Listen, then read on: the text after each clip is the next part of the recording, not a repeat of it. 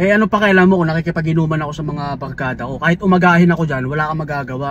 Tsaka ano, lalaki ako yung masusunod. Pag gusto ko mag-inom, magiinom ako. Tsaka tandaan mo, kaya kitang iwan. Yung tenyo sa pagsasama natin, kaya kong isang tabi yan. Ayun yung sabi ni paring Endong dun sa asawa niya. Pero sa'yo, hindi ko kayang sabihin yun. Anak ka ng pu.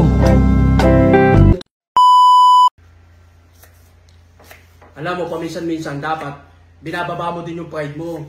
Hindi naman nakakababa ng pagkatao yan eh. Ano ba naman yung ano, pag alam mong ikaw yung mali, edi ako magpapakumbaba, ako hihingi ng tawad sa'yo. Wala namang problema sa akin yun eh.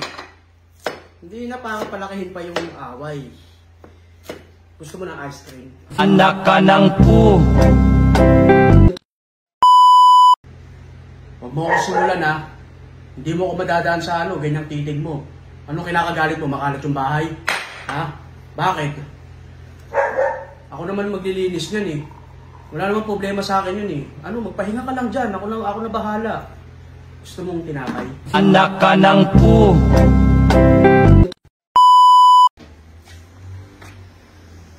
Alam mo, bango-bango mo. Wala pa nga akong ligo eh. Kahapon pa itong suot ko. Eh, bango-bango mo pa rin eh. Grabing init sa labas. Kumain ka na? Ba yan, amoy putok. Maligo ka na, kahapon ka pa hindi naliligo. Anak ka ng pu.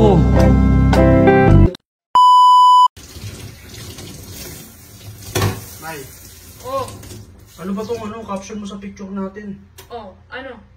May nakalagay, huwag kang bumase sa panlabas na anyo. Bumase ka sa kagandahan ng loob. Oh, ano masama dun? Hindi, parang pinapamukha mo dito na ang pangit-pangit ko. Bakit? Gwapo ka ba? Anak ka ng pu.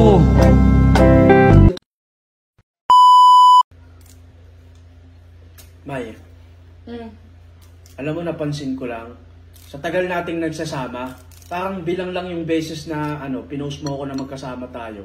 Kahit nga my day, wala eh. Ano, kinakahiya mo ba ako?